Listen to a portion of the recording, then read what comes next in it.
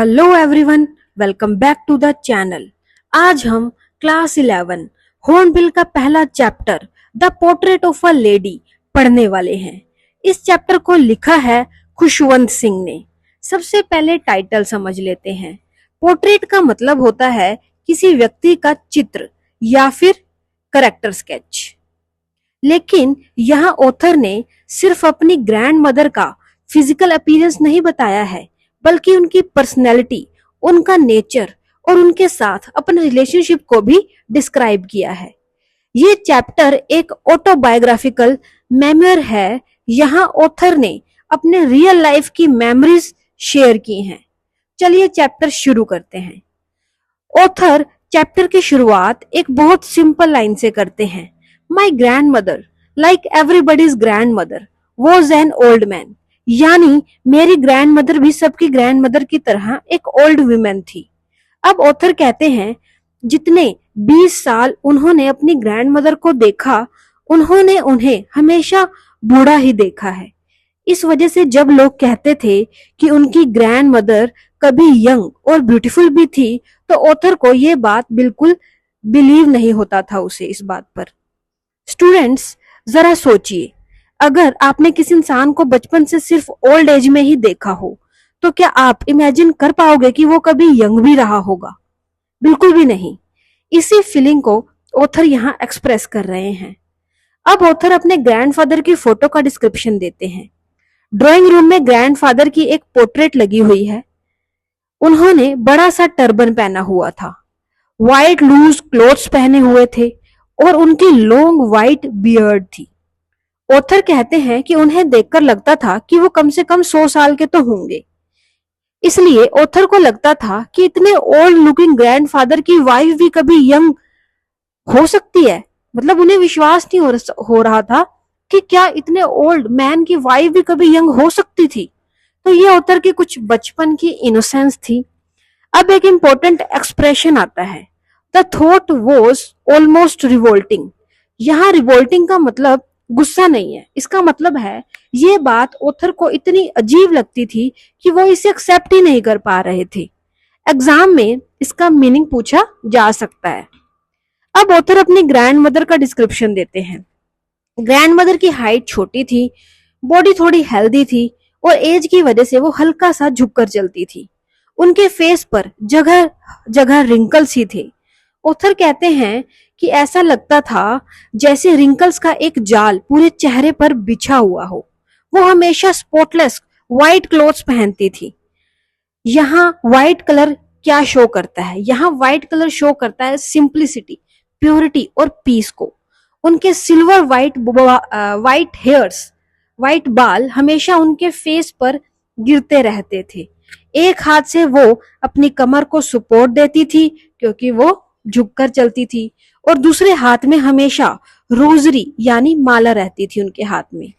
उनके lips continuously prayers बोलते रहते थे। वो हमेशा जाप करती रहती थी, हमेशा गॉड को याद करती थी। स्टूडेंट्स, इस डिस्क्रिप्शन से हमें ग्रैंड मदर की पर्सनैलिटी के बारे में क्या पता चलता है? हमें पता चलता है कि वो बहुत ज्यादा रिलीजियस थी, धार्मिक थी, सिंपल थी और पीसफुल थी। ऑथर एक और इम्पोर्टेंट बात कहते हैं। वो कहते हैं कि ग्रैंड मदर शायद कभी प्रीटी नहीं थी, वो कभी इतनी सुंदर नहीं थी, लेकिन वो हमेशा ब्यूटीफुल थी। अब आप सोचेंगे ये कैसे पॉसिबल है? प्रेटी होना और ब्यूटीफुल होना दोनों अलग बातें हैं। प्रीटी का मतलब होता है फिजिकल ब्यूटी, लेकिन ब्यूटीफुल का मतलब होता है कि किसी इंसान का नेचर, उसकी सिंप्लिसिटी और उसकी गुडनेस। तो दोनों में आपको डिफरेंस समझ आ ही गया होगा। Pretty is all about physical appearance and beautiful is all about inner heart। उनका अंदर का नेचर कैसा है, इंसान अंदर से कैसा है। इस वजह से ऑथर कहते हैं कि उनकी ग्रैंड मदर फिजिकल अपीयरेंस से ब्यूटीफुल ना सही, लेकिन अपने नेचर की वजह से हमेशा ब्यूटीफुल थी। अब ऑथर बताते हैं कि बचपन में उनकी ग्रैंड मदर ही उनकी बेस्ट फ्रेंड थी। सुबह सबसे पहले ग्रैंड मदर ऑथर को उठाती थी, उन्हें रेडी करवाती थी, कपड़े पहनाती थी, ब्रेकफास्ट करवाती थी और खुद उन्हें स्कूल छोड़ने जाती थी। यहाँ एक बात नोटिस करिए, ग्रैंड मदर सिर्फ उनकी केयर ही नहीं करती थी, बल्कि उनकी पूरी रिस्पॉन्सिबिलिटी उठाती थी। आज के टाइम में ये काम पेरेंट्स करते हैं, लेकिन उस समय ऑथर की ग्रैंड मदर ही ये सब करती थी। यही तक ही नहीं, आगे विलेज स्कूल का क्या डिस्क्रिप्शन है उसके बारे में सुनिए। स्टूडेंट्स, उस टाइम गांव के स्कूल्स आज जैसे मॉडर्न नहीं होते थे। ऑथर बताते हैं कि उनका स्कूल टेंपल के साथ अटैच था, यानी एक ही जगह पर टेंपल भी था और स्कूल भी। जैसे ही ग्रैंड मदर ऑथर को स्कूल छोड़ती थी, वो वापस घर नहीं जाती थी। अब आप सोच रहे होंगे फिर वो क्या करती थी। वो टेंपल के अंदर बैठ जाती थी और पूरा टाइम रिलीजियस बुक्स, धार्मिक किताबें पढ़ती थी और गॉड की प्रेयर्स करती थी। यानी जब तक ऑथर की क्लासेस चलती थी तब तक ग्रैंड मदर भी अपने स्पिरिचुअल वर्क में बिजी रहती थी। इससे हमें एक बात पता चलती है सॉरी, कि रिलीजन उनकी लाइफ का सबसे इंपॉर्टेंट पार्ट था। ऑथर बताते हैं कि स्कूल में सिर्फ इंग्लिश या मैथ्स नहीं पढ़ाया जाता था, बच बच्चों को अल्फाबेट, अरिथमेटिक और प्रेयर्स भी सिखाई जाती थी। टीचर्स बच्चों को मॉर्निंग प्रेयर भी करवाते थे। ग्रैंड मदर को यह एजुकेशन बहुत पसंद था। क्यों? क्योंकि उनके हिसाब से एजुकेशन के साथ वैल्यूज और स्पिरिचुअलिटी भी होनी चाहिए। यही रीजन था कि वो ऑथर को भी रिलीजियस स्टोरीज सुनाया करती थी, धार्मिक कहानियां सुनाया करती थी। जब स्कूल की छुट्टी होती थी तो ग्रैंड मदर ऑथर को लेने आती थी। दोनों साथ साथ घर वापस आते थे। रास्ते में ग्रैंड मदर कभी कभी गॉड और संतों की कहानियां ऑथर को सुनाया करती थी। यानी उनका हर मोमेंट ऑथर को कुछ ना कुछ सिखाने में ही निकलता था। स्टूडेंट्स, इसी वजह से ऑथर कहते हैं कि उस टाइम ग्रैंड मदर सिर्फ उनकी दादी नहीं बल्कि उनकी बेस्ट फ्रेंड और फर्स्ट टीचर भी थी। अब चैप्टर में एक बहुत प्यारा सा सीन आता है। हर दिन घर लौटते वक्त ग्रैंड मदर अपने साथ स्टेल चपातीस यानी बची हुई रोटियां लेकर चलती थी। रास्ते में बहुत सारे डॉग्स उनका वेट करते थे। जैसे ही ग्रैंड मदर रोटी निकालती थी, सारे डॉग्स खुशी से उनके आसपास आ जाते थे। ग्रैंड मदर सबको प्यार से रोटी खिलाती थी। स्टूडेंट्स, ऑथर ने ये इंसिडेंट क्यों बताया? क्योंकि इससे ग्रैंड मदर का काइंड और कंपैशनेट नेचर दिखाई देता है। उनका प्यार सिर्फ इंसानों के लिए नहीं था, वो एनिमल से भी इक्वली प्यार करती थी। ये उनकी सेल्फलेस पर्सनैलिटी को शो करता है। अब चैप्टर में टर्निंग पॉइंट आता है। अब चैप्टर में टर्निंग पॉइंट ये है कि ऑथर के पेरेंट्स डिसाइड करते हैं कि अब फैमिली सिटी में जाके शिफ्ट होगी। और स्टूडेंट्स, यहीं से ग्रैंड मदर और ग्रैंड सन के रिलेशनशिप में चेंजेस शुरू हो जाते हैं। याद रखिए, लव कम नहीं होता, बस सर्कमस्टांसेस, सिचुएशंस बदल जाती हैं। सिटी में सब कुछ अलग था। अब ऑथर का स्कूल बहुत दूर था। वो स्कूल बस से जाने लगे, इसलिए ग्रैंड मदर उन्हें स्कूल छोड़ने नहीं जा सकती थी। सोचिए स्टूडेंट्स, जो ग्रैंड मदर रोज सुबह से शाम तक ऑथर के साथ रहती थी, अब अचानक उनके पास पूरा दिन खाली हो गया। उनकी डेली रूटीन ही बदल गई। अब ऑथर नए स्कूल में पढ़ने लगे। यहाँ सब्जेक्ट्स भी बिल्कुल अलग थे। साइंस थी, इंग्लिश थी, मैथ्स थी और म्यूजिक भी था। एक दिन ग्रैंड मदर ने पूछा, आज स्कूल में क्या पढ़ाया? ऑथर ने बताया कि उन्होंने म्यूजिक भी सीखा। ये सुनकर ग्रैंड मदर बिल्कुल भी खुश नहीं हुई। स्टूडेंट्स, अब सोचने की बात है, ऐसा क्यों? क्योंकि ग्रैंड मदर ट्रेडिशनल थिंकिंग की थी। उनके टाइम में म्यूजिक को रिस्पेक्टेबल प्रोफेशन नहीं माना जाता था। उन्हें लगता था कि म्यूजिक सिर्फ बैगर्स और एंटरटेनर्स के लिए होता है। इस वजह से वो मॉडर्न एजुकेशन से कंप्लीटली सेटिस्फाई नहीं थी। अब धीरे धीरे दोनों के बीच पहले जैसी बातें नहीं रही। पहले ग्रैंड मदर ऑथर को स्कूल छोड़ती थी, अब नहीं। पहले स्टोरी सुनाती थी, अब ऑथर के पास टाइम ही नहीं था। पहले पूरा दिन साथ रहते थे, अब सिर्फ कुछ देर ही मिल पाते थे। स्टूडेंट्स, ध्यान रखिए, ऑथर कहीं भी नहीं कहते कि उनका प्यार कम हो गया है, सिर्फ उनका साथ कम हो गया था। और कभी कभी लाइफ में ऐसा ही होता है। रिस्पॉन्सिबिलिटीज बढ़ने की वजह से रिलेशनशिप का फॉर्म बदल जाता है। नाउ अब यूनिवर्सिटी लाइफ की बात करते हैं। स्टूडेंट्स, धीरे धीरे ऑथर बड़े हो गए और यूनिवर्सिटी में एडमिशन ले लिया। अब एक और बड़ा चेंज आया। ऑथर को पढ़ाई के लिए अपना अलग रूम मिल गया। इसका मतलब वो ग्रैंड मदर और ऑथर का मिलना और भी कम हो गया। पहले दोनों एक ही रूम शेयर करते थे, इसलिए रोज बातें हो जाती थी, लेकिन अब ऑथर अपनी स्टडीज में बिजी हो गई। स्टूडेंट्स, क्या ग्रैंड मदर ने कभी कंप्लेन की? नहीं, बिल्कुल भी नहीं। यही उनकी सबसे बड़ी क्वालिटी थी। वो हर सिचुएशन को शांति से एक्सेप्ट कर लेती थी। ना उन्होंने किसी से शिकायत की, ना ही ऑथर को कभी फील कराया कि उन्हें बुरा लग रहा है। अब ग्रैंड मदर अपना ज्यादा टाइम प्रेयर्स करने में बिताती थी, लेकिन एक और काम था जो उन्हें बहुत पसंद था, वो था स्पैरोज को दाना डालना, दाना खिलाना। रोज दोपहर को वो वेरांडा में बैठ जाती थी अपने पास ब्रेड के छोटे छोटे पीसेस रखती थी। जैसे ही वो ब्रेड तोड़ना शुरू करती थी, हंड्रेड्स ऑफ स्पैरोज उनके पास आ जाती थी। कुछ उनके शोल्डर्स पर बैठ जाती थी, कुछ उनके पैरों के पास आ जाती थी और कुछ उनके हाथों से ही ब्रेड खा लेती थी। सबसे इंटरेस्टिंग बात यह थी कि ग्रैंड मदर कभी उन्हें भगाती नहीं थी और स्पैरोज भी उनसे बिल्कुल डरते नहीं थे। स्टूडेंट्स, ये सीन शो करता है कि ग्रैंड मदर का नेचर इतना पीसफुल था कि लविंग बर्ड्स भी उनके पास खुद आ जाती थी। नेचर भी उनसे कनेक्ट करना चाहती थी। अब चैप्टर का एक और इमोशनल पार्ट आता है। ऑथर को हाई स्टडीज के लिए इंग्लैंड जाना था और वो भी 5 साल के लिए। सोचिए स्टूडेंट्स, अगर आप 5 साल के लिए अपने घर से दूर हो जाओ तो फैमिली कितनी इमोशनल होगी। सब लोग सोच रहे थे कि शायद ग्रैंड मदर ऑथर के वापस आने तक जिंदा ना रहे, इसलिए रेलवे स्टेशन का सीन बहुत इमोशनल है। ग्रैंड मदर ऑथर को स्टेशन छोड़ने आई। ऑथर को लगा शायद वो रोएंगी या कुछ इमोशनल बातें करेंगी, लेकिन ऐसा कुछ भी नहीं हुआ। उन्होंने सिर्फ ऑथर के फोरहेड को किस किया और बिना कुछ बोले चुपचाप खड़ी रही। स्टूडेंट्स, कभी कभी साइलेंस भी बहुत कुछ कह देता है। उन्होंने अपना प्यार वर्ड से नहीं बल्कि अपनी एक्शन से एक्सप्रेस किया।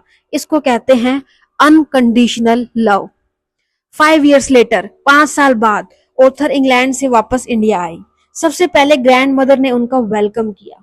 स्टूडेंट्स, इतनी एज होने के बाद भी उनका प्यार बिल्कुल भी नहीं बदला था।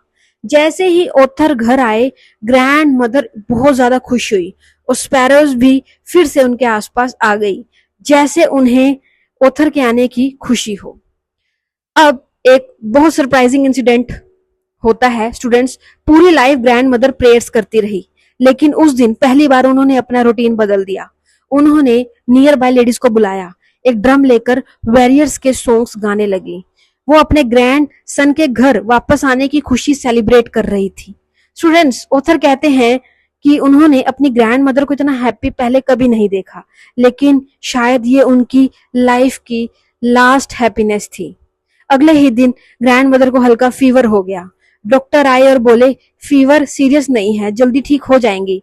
लेकिन ग्रैंड मदर ने डॉक्टर की बात नहीं मानी। उन्होंने कहा नहीं, मुझे लगता है मेरा एंड पास आ गया है। स्टूडेंट्स, यहाँ ऑथर दिखाना चाहते हैं कि कभी कभी इंसान को खुद फील हो जाता है कि उसका लास्ट टाइम आ गया है।